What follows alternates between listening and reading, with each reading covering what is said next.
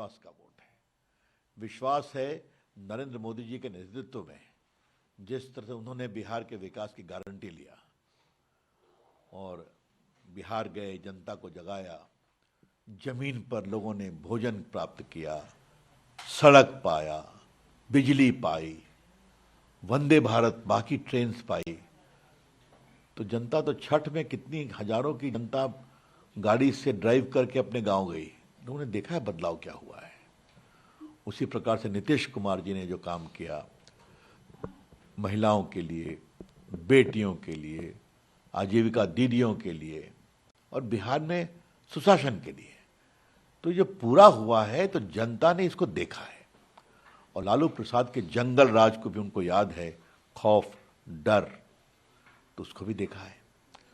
तो आज मुझे बहुत गर्व है कि हमारा बिहार विकास के एक बड़े रास्ते पर चलने के लिए आज खड़ा हुआ है। आशा के साथ, विश्वास के साथ उनका बहुत बहुत अभिनंदन। अब बिहार के विकास के रास्ते पर बिहार और तेजी से चलेगा। विपक्ष बार बार कह रहा है कि कोई विषय नहीं है। अरे हार गया तो स्वीकार कर लो। एक भी हिंसा हुई क्या? एक भी हिंसा हुई क्या?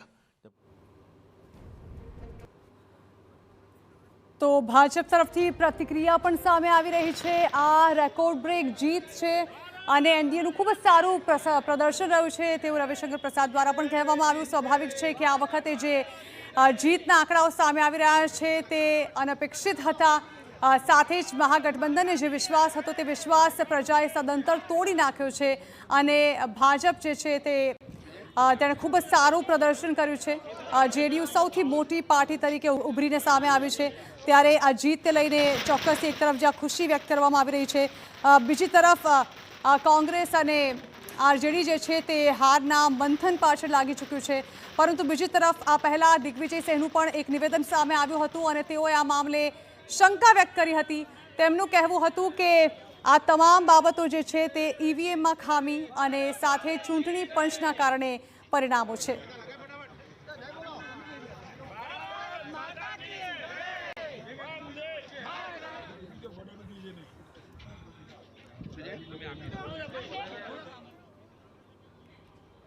તો બિહારમાં એનડીએને જંગી બહુમતી મળી છે। મોદી નીતિશની જોડીમાં લોકોએ ફરી એકવાર વિશ્વાસ મૂક્યો હોય તે પ્રકારના આંકડાઓ સામે આવ્યા છે। રેકોર્ડ બ્રેક મતદાન બાદ રેકોર્ડ બ્રેક જીત તરફ એનડીએ આગળ વધી રહ્યું છે અને અત્યારે જે ટ્રેન્ડ સામે આવી રહ્યા છે તે ખરેખર ચોંકાવનારા છે। સાથે જ એનડીએ માટે એક સારા સમાચાર પણ છે, કારણ કે 200 જેટલી બેઠકો પર એનડીએ આગળ ચાલી રહ્યું છે, જ્યારે કે મહાગઠબંધનની 37 બેઠકો પર તેઓ આગળ ચાલી રહ્યા છે। અન્ય જે છે તે 6 બેઠકો પર આગળ ચાલી રહ્યું છે। જો કે સૌથી વધારે ઝટકો એક તરફ પ્રશાંત કિશોરની પાર્ટીને પણ લાગ્યો છે। જે પ્રકારે પ્રશાંત કિશોર પોતે રણનીતિકાર તરીકેની ભૂમિકામાં રહ્યા હતા, પોતે જ્યારે ચૂંટણી લડવાની આવી ત્યારે તેઓએ જાણે કે પોતાની પાર્ટી તરફથી હાર માની લીધી હોય તે પ્રકારના આંકડાઓ આજે સામે આવ્યા છે। ફરી એકવાર જુઓ એ તસવીરો, જે ગ્રાફિક્સના માધ્યમથી અમે આપને સમજાવવાની કોશિશ કરી રહ્યા છીએ। જે પ્રકારે એક્ઝિટ પોલ ખોટા સાબિત થશે અને મહાગઠબંધન જીત હાંસલ કરશે તેવું તેજસ્વી યાદવનું નિવેદન સામે આવ્યું હતું।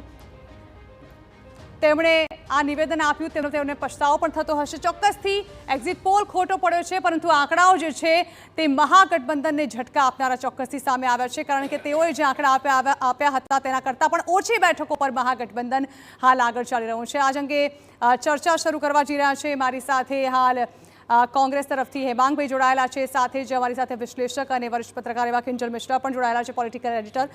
કિંજલબેન, સૌથી પહેલાં તો જે અપેક્ષિત પરિણામો હતા, આમ જોવા જઈએ તો એનડીએ અને મહાગઠબંધન જે છે તે બંને પોતપોતાની જીતનો વિશ્વાસ વ્યક્ત કરતા હતા અને જ્યાં સુધી કહેવાય ને કે જબ તક ઇન્સાન હારતા નહીં તબ તક જીતા હુઆ હોતા હૈ। એક્ઝિટ પોલમાં જે આંકડાઓ સામે આવ્યા અને જે એનડીએની જીત દર્શાવી રહ્યા હતા ત્યારે તેજસ્વી યાદવે આ તમામ બાબતોને નકારી કાઢી હતી, પરંતુ હવે આ ચોંકાવનારા પરિણામને આપ કઈ રીતે જુઓ છો? देखो, जाना स्वाभाविक है कि चूंटणीना मैदान में उतर्या है ए तमाम राजकीय पक्षों होय के उम्मीदवारों होय जीतवा ज उतर्या होय, एटले ज्यां सुधी स्वाभाविक है कि परिणामों न आवे, स्पष्ट न थाय त्यां सुधी कोईपण व्यक्ति के कोईपण पार्टी होय छे पोतानी हार स्वीकारती नथी। परंतु चोक्कस जे परिणामों छे हवे आने कही शकाय बदलवा ए थोड़ा मुश्किल है। ज्यारे आपणे सवारे वात करता हता त्यारे एवुं हतुं कि भाई आ शरूआती रुझान है, परंतु हवे आ शरूआती नहीं एकदम अंतिम रुझान है। एटले कही शकाय कि गुजरातमां जे रीते छेल्ली વિધાનસભાની ચૂંટણીમાં 156 બેઠકો સાથેનો એક જે રેકોર્ડ હતો એ ગુજરાતમાં ભાજપે કર્યો હતો, તો એનડીએને પણ એ જ પ્રકારની જે સફળતા છે તે અત્યારે મળી રહી હોય એવું લાગી રહ્યું છે, કેમ કે બિહારમાં પણ 243 બેઠકો અને તેમાં અત્યારે 200+ બેઠકો ઉપર અત્યારે જે રીતે એનડીએનું ગઠબંધન છે એ આગળ જોવા મળી રહ્યું છે. તો એ સ્વાભાવિક છે કે અને જો જ્યારે પણ જે પણ પાર્ટી જીતતી હોય છે અથવા જે દળ જીતતું હોય છે તો એના જે સ્ટ્રેટેજી છે એ સાચી સાબિત થઈ એવું ખબર એ માનવામાં આવતું હોય છે, અને જે પણ પાર્ટી હારતી હોય છે તો એની સ્ટ્રેટેજી છે એ ખોટી સાબિત થઈ તે માનવામાં આવતું હોય છે. પરંતુ જ્યાં સુધી વાત બિહારની આપ લઈ લો કે વાત મહારાષ્ટ્રની લઈ લો, પરંતુ લોકસભામાં જે રીતના ચૂંટણીના પરિણામો રહ્યા એ ચોક્કસ બીજેપી માટે બહુ જ એલાર્મિંગ હતા. અને બીજેપીની એક ખાસિયત છે, એ ભલે જાહેરમાં એ લોકો ન સ્વીકારતા હોય પરંતુ એ પોતાની જે ભૂલ ક્યાં રહી, ચૂક ક્યાં રહી, એનું વિશ્લેષણ છે એ ચોક્કસ કરતા હોય છે અને એને કેવી રીતે રિપીટ એ ભૂલો ન થાય તો એની પર ધ્યાન રાખતા હોય છે. આ જે એક્ઝિટ પોલ છે તો એક્ઝિટ પોલ તમામ રીતે ખોટા છે. જે એક્ઝિટ પોલ બતાવવામાં આવ્યા હતા 130-150 વચ્ચે અને બાકીની જે મહાગઠબંધનની બેઠકો હતી, કન્યા બેઠકો હતી, બતાવવામાં આવ્યા હતા. એટલે કહી શકાય. અને બીજું પણ જાણ આપણે સવારે પણ વાત કરતા હતા કે બિહારની જનતાના મનમાં શું છે એ કળવું એ ખૂબ જ અઘરું છે. એટલે અહીંયા હવે ઘણા બધા ફેક્ટર છે કે ફ્રી બીઝ છે એ કામ લાગ્યું, કે નીતિશ કુમારની પોતાની એક આટલા સમયની જે લેગસી હતી એ કામ લાગી, નીતિશ કુમાર અને નરેન્દ્ર મોદીનું જે ગઠબંધન હતું એ લોકોને પસંદ આવ્યું, કે પછી જે ચહેરા તરીકે નીતિશ કુમાર જ અમારા સીએમ છે એ પ્રકારની એક વાત સતત રીતે મૂકવામાં આવી એ પસંદ આવી, કે બીજી તરફ જે છેલ્લે જ્યારે સ્પીડ પકડવાની વાત હતી ત્યારે તેજસ્વી યાદવ અને રાહુલ ગાંધી એમ વચ્ચેનું ક્યાંક ને ક્યાંક જે કહી શકાય કે ટાયપ હતું એ થોડુંક ખૂંચતું હોય એ આવ્યું. શું છે એ વિશ્લેષણના વિષય છે, પરંતુ આજે ચોક્કસ કહી શકાય કે જો જીતા વો સિકંદર, અને ફરી એક વખતે એનડીએ ને જીત મેળવવામાં સફળ થઈ છે.